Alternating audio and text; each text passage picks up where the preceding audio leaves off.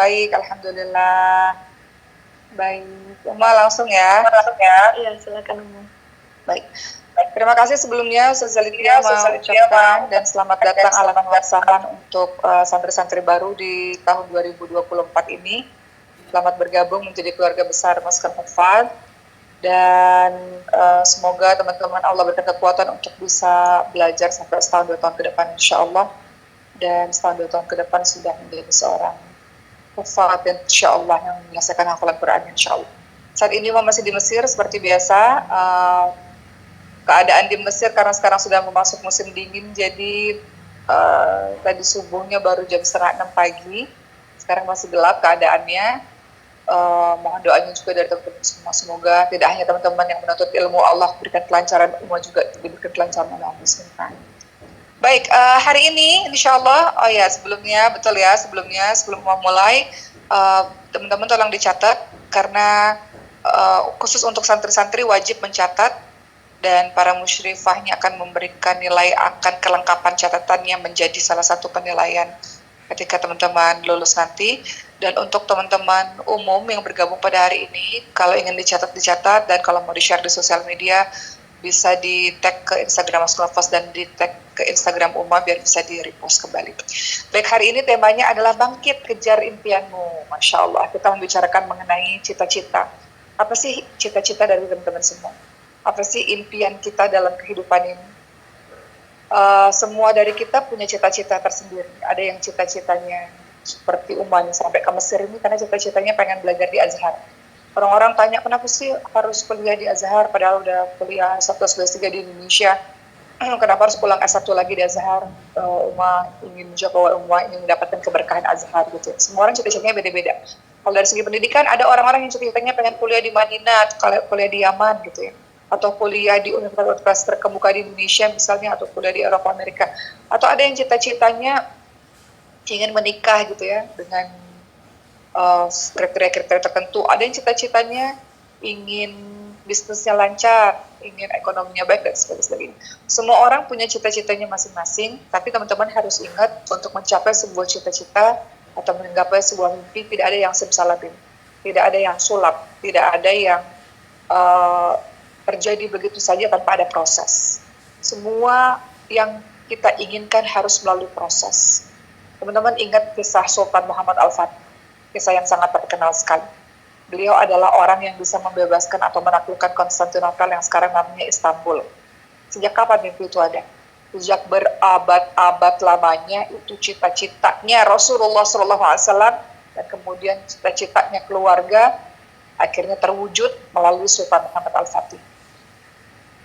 Uma ceritakan sedikit kisah ini yang bermula dari Rasulullah SAW yang mengatakan pada saat perang Khandaq, suatu hari nanti akan ada sebaik-baik pemimpin dan sebaik-baik pasukan. Beliau sedang membicarakan tentang Sultan Muhammad Al-Fatih, dan berabad-abad setelah itu barulah terwujud ya, dengan proses, dengan perjuangan, dengan kesabaran, dengan ketekunan, akhirnya bisa terwujud bahwa Islam bisa masuk ke Konstantinopel pada saat itu. Baik, Uma ceritakan sedikit tentang kisah Rasulullah SAW ketika beliau bermimpi besar bahwa Islam akan menyebar ke seluruh penjuru. Dalam riwayat Ahmad dan hadis riwayat An-Nasai diceritakan ketika itu Rasulullah SAW memerintahkan dalam penggalian Khandaq. Jadi perang Khandaq itu terjadi pada tahun 5 Hijriah. Pada saat itu musuh hendak mengepung dan memasuki kota Madinah. Maka seorang sahabat namanya Salman Al-Farisi, beliau memberikan saran kepada Nabi Muhammad SAW untuk menggali seluruh Madinah, sekeliling Madinah. Nah, pada saat itu Rasulullah akhirnya memerintahkan untuk penggalian Khandaq. Dan ternyata pada saat semua orang menggali, kenapa digali? Supaya di sekitar Madinah itu dibuat parit yang besar sehingga musuh tidak bisa masuk, tidak bisa menyerang Madinah, tidak bisa menghancurkan Madinah. Pada saat proses penggalian, ada sebongkah batu yang besar sekali dan menghalangi penggalian tersebut. Lalu apa yang dilakukan oleh Rasulullah SAW? Rasulullah mengambil kapak, ya, kemudian berkata, jadi selama menggali itu Rasulullah berkata, memberikan semangat kepada seluruh sahabat-sahabatnya. Pada saat itu sedang menggali sekeliling Madinah, kata Rasulullah, telah sempurnalah kalimat Rabbmu, telah sempurnalah Al-Quran sebagai kalimat yang benar dan adil. Tidak ada yang dapat mengubah-ubah kalimat Allah. Dialah Allah yang maha mendengar lagi maha mengetahui. Rasul langsung memukul batu tersebut sehingga terpecahlah sepertiga batu itu. Kemudian saat itu Salman Al-Farisi yang mengusulkan tentang penggalian itu memandang apa yang dilakukan oleh Rasulullah SAW. Beliau melihat ada kilat yang memancar seiring dengan pukulannya Rasulullah SAW. Kemudian Rasulullah SAW memukul lagi yang kedua, batu yang besar itu. Kemudian membaca lagi, telah sempurnalah Al-Quran sebagai kalimat yang benar dan adil, tidak ada yang bisa mengubah-ubah kalimat tersebut, dan dialah Allah Subhanahu wa Ta'ala yang maha mengetahui. Jadi Rasulullah SAW terus-menerus berucap ya ketika berjuang untuk memecahkan batu dalam penggalian parit. Akhirnya pecah pula sepertiga lagi batu tersebut. Salman Al-Farisi melihat lagi ada kilatan yang memancar ketika Rasulullah SAW memukul batu tersebut. Kemudian Rasulullah SAW memukul lagi yang ketiga. Kemudian Rasul mengatakan, telah sempurna kalimat Al-Quran sebagai kalimat yang benar dan adil. Dan untuk ketiga kalinya akhirnya batu itu pun pecah. Kemudian Salman berkata, ya Rasulullah, ketika Anda memukul batu itu, saya melihat kilat yang memancar. Rasulullah SAW berkata, wahai Salman, kau melihatnya? Ya, aku melihatnya. Kemudian Rasul berkata, ketika aku memukul batu tersebut, ditampakkanlah kepada saya kota-kota yang ada di Persia. Saat itu Persia menguasai di muka bumi ya teman-teman semua. Aku melihat kota-kota Persia dan aku melihatnya dengan kedua mataku. Kemudian para sahabat mengatakan, ya Rasulullah, doakanlah agar Allah membukakan untuk kami, memberikan kami kekuatan agar bisa menghancurkan kota-kota tersebut dengan tangan kami. Maksudnya agar Islam bisa masuk, agar Islam bisa menyuluh bro sampai ke Persia sana. Kemudian kata Rasul, ketika aku memukul batu yang kedua, aku lihat kota-kota di Romawi ya dengan kedua mataku. Kemudian kata para sahabat, doakan ya Rasulullah supaya kami bisa membukanya, kami bisa menghancurkan negeri tersebut, kami bisa memasukinya, mendakwahinya dengan cahaya-cahaya Islam. Rasul katakan, ketika bulan ketiga aku pun bisa melihat bahwa ada negeri-negeri Ethiopia di depan mataku. Jadi Rasulullah SAW memberikan semangat kepada para sahabat dan sahabat mengatakan, doakan kami agar kami mampu untuk melakukannya, agar Islam ini menyebar ke seluruh penjuru. Jadi itu cita-cita Rasulullah SAW yang akhirnya terbukti, teman-teman. Akhirnya terbukti setelah berabad-abad kemudian. Maka dari sini kita belajar, milikilah cita-cita setinggi langit. Allah Samad, Allah adalah tempat bergantung. Begitu ya. Sebentar, ini semua.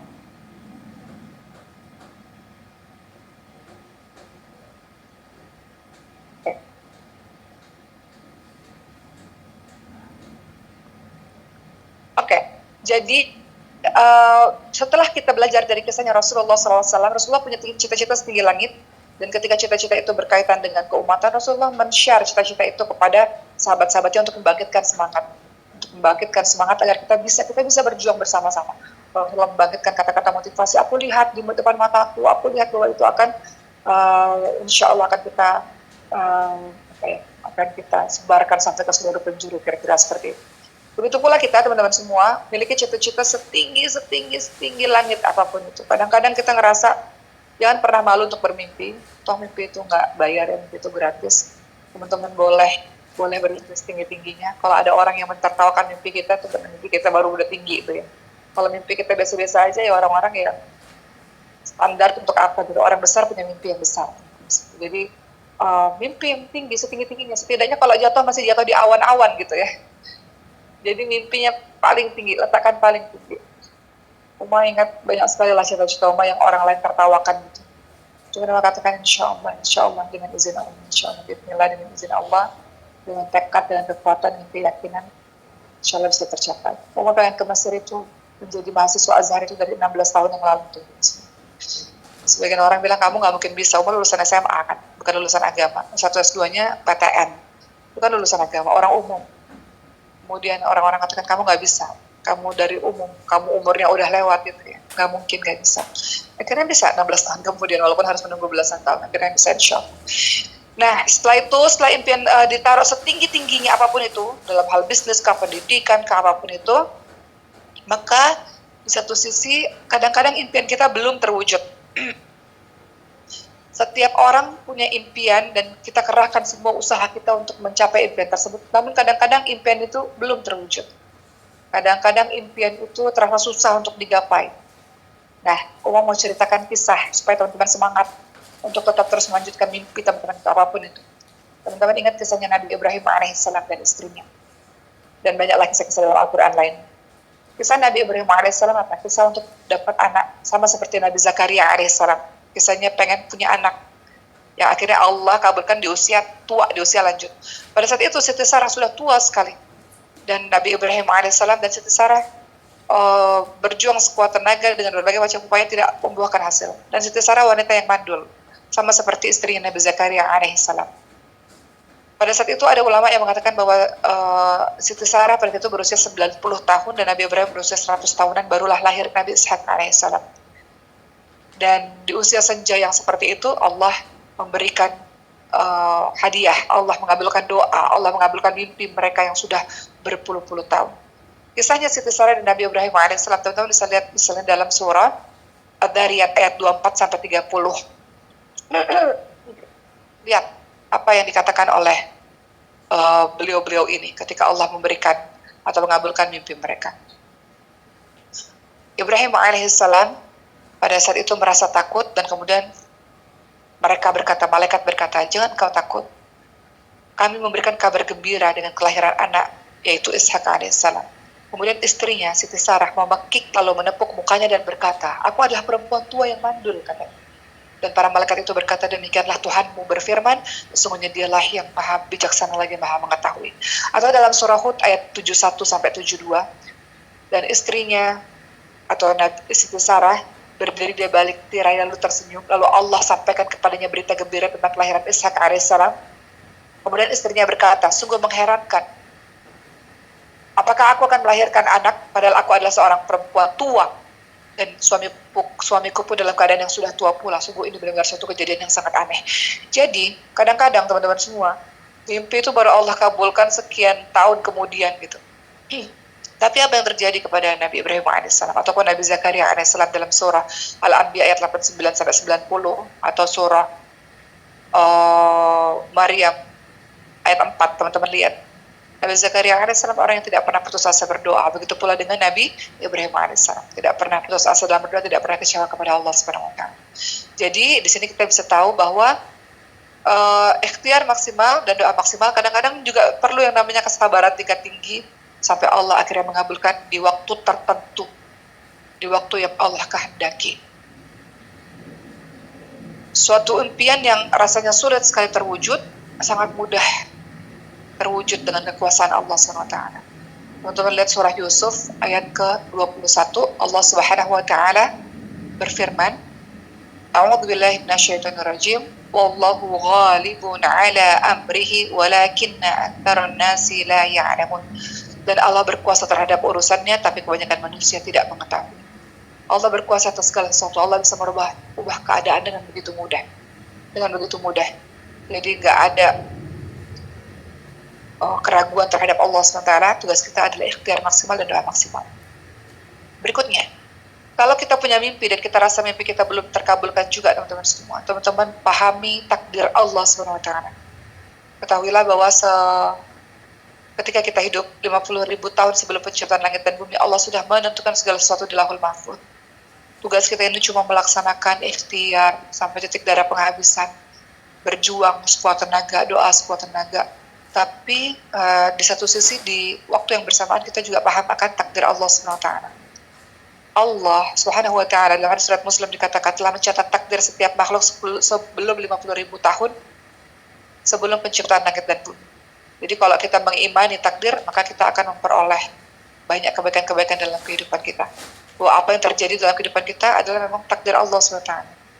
Tugas kita berjuang, berikhtiar maksimal, berdoa maksimal teman-teman semua. Tapi kembali lagi tawakal ala Allah, bertawakal, berserah kepada Allah. Kita tidak tahu apa yang Allah takdirkan dalam kehidupan kita. Tugas kita hanya berjuang, berusaha dalam menjemput mimpi kita dan terletakkan mimpi kita setinggi-tingginya saja. Adapun hasilnya adalah urusan Allah SWT. Tapi yakin bahwa tidak ada takdir yang sia-sia. Selalu ada hikmah di balik itu semua. Contoh teman-teman semua. Di satu sisi pernah menanyakan kepada Allah, ya Allah, kenapa sih dari kecil aku nggak belajar agama gitu. Sampai sekarang akhirnya ada masker hufaz misalnya, kemudian mau belajar di Azhar, itu butuh yang namanya perjuangan yang sangat berat ya, dibandingkan dengan teman-teman yang dari dulu sudah belajar di pesantren, dari dulu sudah belajar agama. Kita ini orang-orang umum, itu perlu usaha mungkin 10, 20, 30 kali lebih keras gitu untuk bisa belajar agama, karena baru belajarnya di akhir-akhir. Kadang-kadang Oma tanya, kenapa ya Allah? kok nggak takdirkan saya dari kecil belajar agama supaya dakwahnya lebih mudah gitu, supaya ngafalin Qurannya lebih mudah. Kenapa baru kenal Quran, baru kenal agama, dan intens untuk mempelajarinya beberapa tahun terakhir ini gitu. Pada akhirnya tidak ada takdir yang sia-sia. Sampai akhirnya Umar bersyukur kepada Allah SWT. Umar pernah merasakan hidup di lingkungan umum, sehingga pada saat ini, dalam posisi seperti ini, ketika berdakwah jadi lebih paham. Ketika melihat keadaan orang-orang umum, Umar belum pernah berada dalam posisi itu, sehingga lebih paham keadaannya. Dulu saya juga pernah berada dalam posisi seperti itu. Dulu saya juga pernah dalam posisi yang pada akhirnya berhijrah. Jadi lebih memahami gitu. Jadi akhirnya Umar bersyukur nggak ada takdir yang sia-sia. Umar jadi lebih memahami dalam berdakwah, lebih memahami karena saya pernah berada dalam posisi orang tersebut misalnya gitu. Jadi nggak ada takdir yang sia-sia. Semuanya ada hikmah, semuanya ada kebaikan dari Allah SWT. Gitu ya teman-teman semua. Teman-teman lihat dalam surah Al-Mu'minun 115 sampai 116. Apa kata Allah SWT? A'udzubillahi minasyaitonir rajim. Afahasibtum annama khalaqnakum 'abathan wa annakum ilaina la turja'un. Wa ta'ala Allahul Malikul Haqq la ilaha illallah wa rabbul 'arsyil karim. Maka apakah kamu mengira bahwa sesungguhnya kami menciptakan kamu secara main-main saja dan bahwa kamu tidak dikembalikan kepada kami? Maka Allah Maha Tinggi, Raja yang sebenarnya tidak ada Tuhan selain Allah, Tuhan yang memiliki 'arsy yang mulia. Allah Subhanahu wa Ta'ala tidak pernah menciptakan kita secara main-main. Semua ada maksudnya. Apa yang kita lewati, kegagalan-kegagalan yang kita lewati, semua ada maksudnya, teman-teman semua. Mau cerita lagi contoh. Dulu 16 tahun lalu memain film Ketika Cinta Bertasbih, film religi. Teman-teman mungkin banyak yang nggak tahu, jauh sebelum itu, bertahun-tahun sebelumnya, Uma belum pakai jilbab sebelum itu. Dan Uma casting ratusan kali, casting dengan tanpa jilbab. Sampai akhirnya Uma memutuskan, ibu Uma sakit, Uma rawat ibu Uma, kemudian Uma memutuskan untuk udah nggak mau lagi lah casting-casting, udah nggak mau jadi artis-artis lagi, mau fokus belajar aja, kuliah aja. Tiba-tiba pada saat mengejar agama Allah, pada saat 16 tahun Uma pakai jilbab dan mulai belajar agama Allah, tiba-tiba sesuatu yang Uma lupakan itu, yang Uma kejar dunia dari dulu itu, tiba-tiba di usia 19 tahun Allah berikan Uma begitu saja film Ketika Cinta Bertasbih, film religi, film di mana Uma bisa pakai jilbab, film di mana Uma bisa mendekatkan diri kepada Allah SWT, film yang akhirnya membawa Uma sampai hari ini di sini di Mesir ini. Jadi lihat bahwa Allah tidak pernah menciptakan segala sesuatu secara main-main saja. Kalau mungkin dulu Uma nggak pakai jilbab, tiba-tiba udah main film, main sinetron, Uma nggak tahu jadi apa di rumah ini. Jadi Allah mempersiapkan dan takdirkan kita dalam keadaan yang paling terbaik, kita pantas dalam mendapatkannya di waktu yang paling terbaik. Gitu teman-teman semua. Selalu ada hikmah di balik semua yang Allah takdirkan kepada kita. Jadi tugas kita adalah terus bertawakal dan berusaha semaksimal mungkin dan optimis dengan apa yang kita cita-citakan. Bertawakal itu menyandarkan hati kepada Allah SWT. Siapa saja yang bertakwa kepada Allah, bertawakal kepada Allah, dengan sebenar-benarnya Allah akan memberikan jalan keluar. Lihat surah At-Talaq ayat 2-3. Dalam surah At-Talaq ayat 2-3. Ya. Apa ayatnya? Allah Subhanahu wa Ta'ala berfirman, A'udzubillahi minasyaitonirrajim. Lihat nanti catatannya siapa yang paling lengkap nih ya. Karena Uma lihat siapa yang mencatat, siapa yang enggak nih. Ya. Dalam surah At-Talaq ayat 2-3 Allah Subhanahu wa Ta'ala berfirman, A'udzubillahi minasyaitonirrajim, wa may yattaqillaha yaj'al lahu makhraja wa yarzuqhu min haitsu la yahtasib wa may tawakkal 'ala Allah fa huwa hasbuh. Barang siapa yang bertakwa kepada Allah, Allah akan memberikan baginya jalan keluar. Dalam menggapai cita, takwa kepada Allah. Takwa kepada Allah itu apa? Allah dijadikan sebagai cita-cita utama. Takwa kepada Allah itu apa? Allah dijadikan sebagai niat. Ridha Allah dijadikan sebagai landasan utama dalam menggapai cita-cita itu. Oh, aku pengen jadi orang kaya misalnya, pengen bisnisnya sukses, supaya bisa bantu banyak orang, bisa bantu bikin masjid, bisa bantu banyak saudara-saudara lainnya.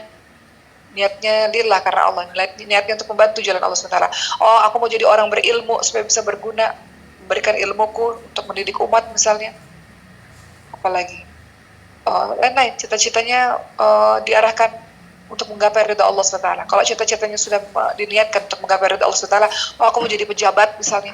Dengan menjadi pejabat, aku bisa membuat satu kebijakan yang bisa menolong banyak orang. Itu kan cita-citanya lillah, cita-citanya baik ya. Kata Allah, barang siapa yang bertakwa kepada Allah, bertakwa kepada Allah itu berusaha apa-apa yang Allah senangi dia jalankan gitu ya. Apa-apa yang Allah tidak senangi dia tidak jalankan. Barang siapa yang bertakwa kepada Allah, Allah akan kasih jalan keluar untuknya. Dan Allah akan berikan rezekinya dari arah yang tidak disangka-sangka. Teman-teman di sini di Masker Hofan, aku pengen belajar tapi nggak punya duit misalnya.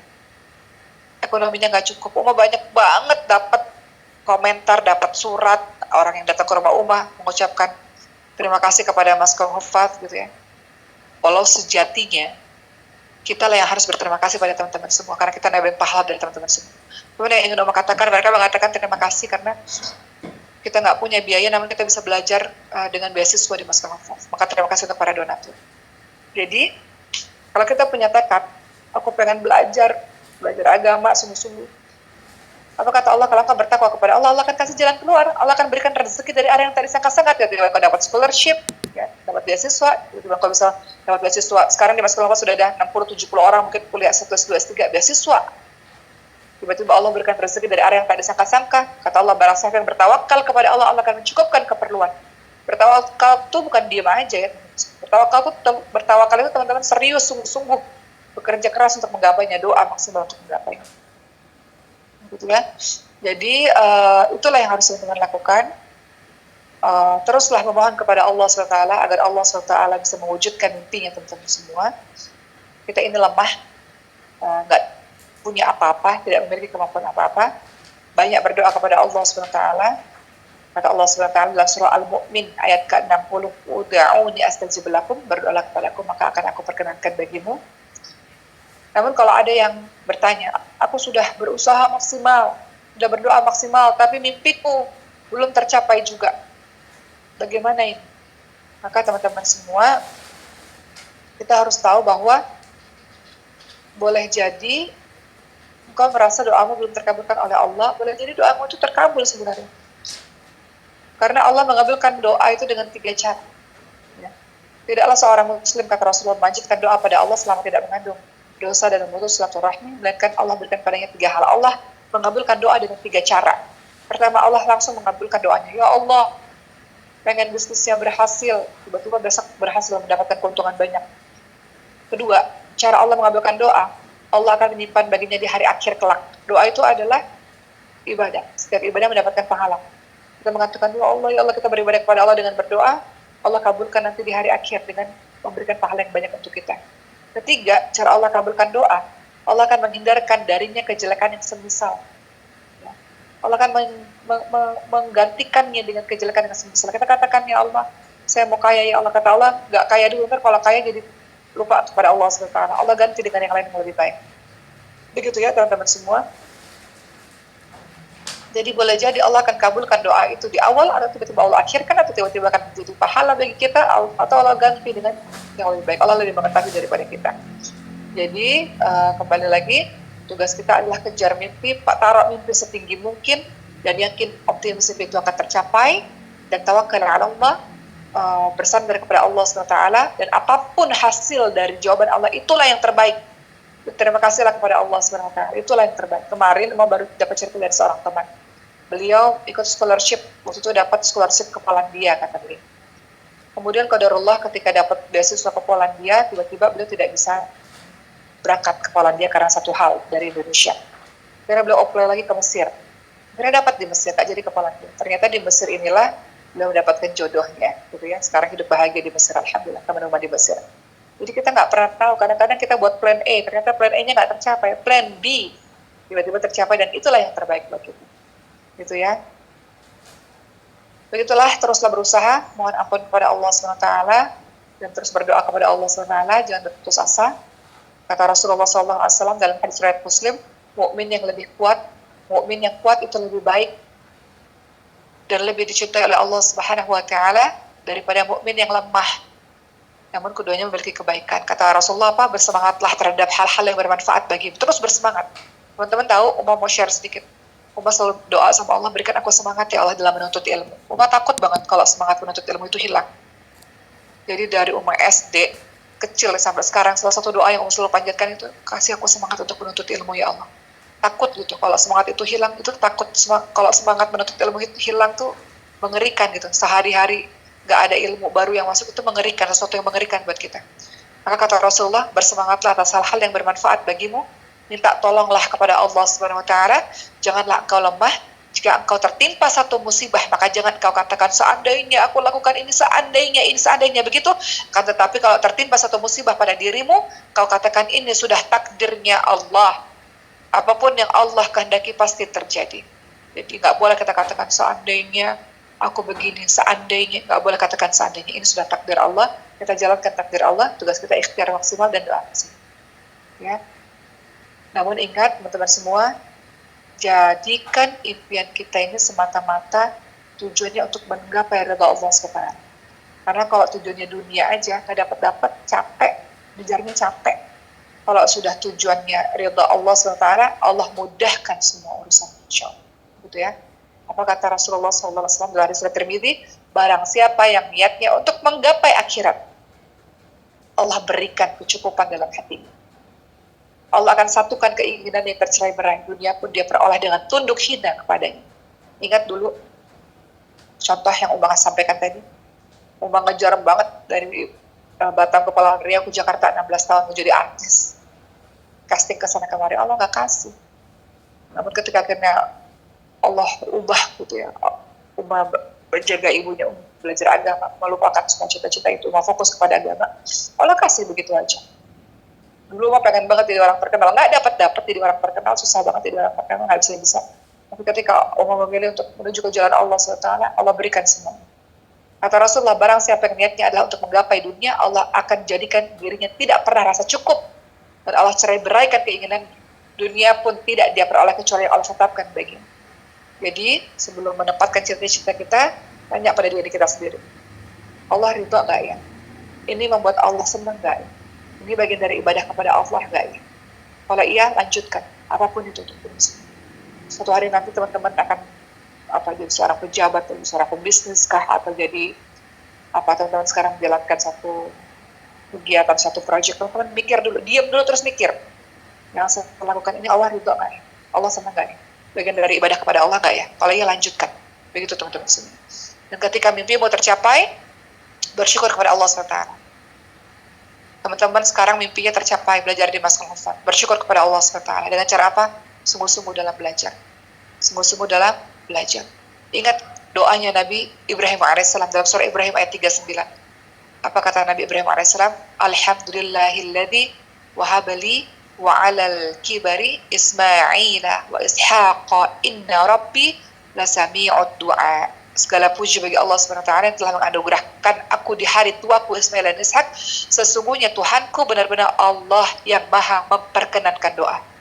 Segala puji bagi Allah yang telah memberikan hadiah, memberikan mimpinya terwujud. Bersyukur kepada Allah SWT. Begitulah teman-teman semua. Terakhir yang Oma ingin berikan pesan kepada teman-teman semua, jadikanlah akhirat sebagai niatmu, jadilah akhirat sebagai tujuanmu, jadikanlah ridha Allah sebagai cita-cita tertinggimu. Dengan begitu mudah bagi Allah memberikan segala sesuatunya kepada diri. Kalau urusannya hanya dunia kecil teman-teman.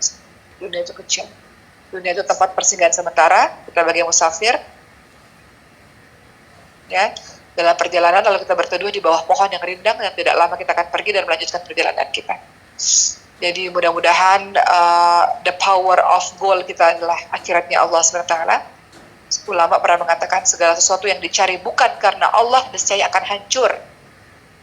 Segala sesuatu yang dicari bukan karena Allah niscaya akan hancur. Di Maskalawat itu ada kalimatnya Imam Malik rahimahullah, segala sesuatu yang dilakukan karena Allah akan berkelanjutan. Segala sesuatu yang dilakukan bukan karena Allah akan hancur dan berhenti. Gitu ya. Mudah-mudahan Allah SWT memudahkan semua mimpi dari teman-teman semua. Rasulullah SAW mengkhawatirkan banyak hal pada diri kita. Kata Rasulullah, demi Allah aku tidak mengkhawatirkan kemiskinan atas kalian, namun aku mengkhawatirkan apabila dunia dilimpahkan kepada kalian, kemudian kalian seperti umat sebelum kalian. Kalian berlomba-lomba untuk mengejar dunia, berlomba-lomba untuk mendapatkan dunia, itu akan merusak kalian sebagaimana merusak mereka. Jadi kalau cita-citanya dunia aja, nggak dapat apa-apa. Dalam surah Al-Isra 21, apa kata Allah? Sesungguhnya kehidupan akhirat itu lebih besar derajatnya dan keutamaan. Terakhir dari umat, teman-teman semua, apa perkataan dari Sayyidina Ali bin Abi Thalib radhiyallahu anhu? Sungguh dunia semakin habis berlalu dan akhirat semakin mendekat, sedangkan keduanya masing-masing memiliki anak keturunan. Jadilah kalian anak turunan akhirat dan jangan menjadi anak turunan dunia, karena sekarang kesempatan beramal tanpa ada hisab, dan besok hanya ada hisab sementara, tidak ada kesempatan beramal. Jadi bersemangatlah terhadap hal-hal yang bermanfaat bagimu, teman-teman semua. Insya Allah, Allah dengarkan setiap doa-doamu. Kalaupun tidak tercapai, Allah tahu yang terbaik untukmu. Buat plan A, plan B, plan C, gitu ya. Buat berbagai macam plan dalam kehidupanmu. Selalu punya mimpi yang besar sehingga kau selalu bersemangat dalam jalani hari demi hari. Selalu punya target, goals yang jelas sehingga kehidupanmu sehari-harinya terarah, tak banyak bermain-main. Begitu, sekian dari Uma. Kejar impianmu, kejar cita-citamu, wujudkan. Tidak ada yang mustahil bagi orang beriman. Tidak ada yang mustahil karena Allah Subhanahu wa taala melihat bagaimana perjuangan. Allah Subhanahu wa taala melihat bagaimana prosesmu dalam meraih mimpi. Dan paling terakhir dalam surah Ali Imran 159 kata Allah Subhanahu wa taala, "Fa idza azamta fatawakkal 'ala Allah, innallaha yuhibbul mutawakkilin." Kemudian ketika kamu telah membulatkan tekadmu, maka bertawakallah kepada Allah. Sungguh Allah menyukai orang-orang yang bertawakal. Serahkan kepada Allah, Allah mengetahui mana yang paling baik untuk kita.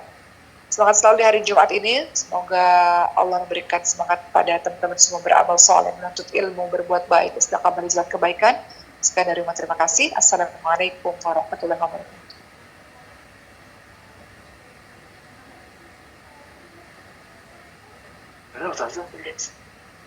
Waalaikumsalam warahmatullahi wabarakatuh. Masya Allah, terima kasih Uma atas materinya. Alhamdulillah ya teman-teman, sudah selesai katupat kita pada siang hari ini. Untuk menambah keberkahan pada katupat kali ini, sama-sama kita akan berdoa yang akan dipimpin oleh Ustadz Muhammad Fazli. Kepada beliau saya silakan. Assalamualaikum warahmatullahi wabarakatuh. Mari sama-sama untuk mendapatkan keberkahan di Jumat yang mulia ini. Mari sama-sama kita berdoa kepada Allah. Semoga Allah Subhanahu wa taala memberikan kita kenikmatan yang luar biasa. Astaghfirullahalazim, astaghfirullahalazim, astaghfirullahalazim, allazi la ilaha illa huwal hayyul qayyum wa atubu ilaihi. أعوذ بالله من الشيطان الرجيم بسم الله الرحمن الرحيم الحمد لله رب العالمين حمدا شاكرين حمدا نائمين حمدا يوافي نعمه ويكافئ مزيدا يا ربنا لك الحمد كما ينبغي لجلال وجهك العظيم سلطانك اللهم صل على سيدنا محمد وعلى آل سيدنا محمد اللهم اغفر لنا ذنوبنا ولوالدينا وارحمهما كما ربيانا صغيرا ولجميع المسلمين والمسلمات والمؤمنين والمؤمنات برحمتك يا أرحم الراحمين اللهم أحينا بالإيمان ومتنا بالإيمان وانشرنا بالإيمان وأدخلنا الجنة دار الإيمان اللهم إنا نسألك سلامة في الدين وعافية في جسدنا وزيادة في علمنا وبركة في رزقنا وتوبة قبل الموت ورحمة عند الموت ومغفرة بعد الموت اللهم حول علينا في سكرات الموت والنجاة من النار والعفو عند الحساب اللهم أعنا على ذكرك وشكرك وحسن عبادتك اللهم ربنا تقبل منا صلاتنا وصيامنا وقيامنا وركوعنا وسجودنا وتضرعنا وتخشعنا وتمم تأثيرنا يا الله يا رب العالمين يا ذا الجلال والإكرام السلام عليك يا رسول الله يا مقلب القلوب ثبت قلبي على دينك وعلى طاعتك ربنا ظلمنا أنفسنا وإن لم تغفر لنا وترحمنا لنكونن من الخاسرين ربنا ظلمنا أنفسنا وإن لم تغفر لنا وترحمنا لنكونن من الخاسرين ربنا أئنا دعانا إنك السميع العليم يا الله يا رحمن يا رب العالمين ربنا آتنا في الدنيا حسنة وفي الآخرة حسنة وقنا عذاب النار وقنا عذاب القبور وقنا عذاب اليوم المحشر سبحان ربك رب العزة عما يصفون وسلام على المرسلين والحمد لله رب العالمين. السلام عليكم warahmatullahi wabarakatuh.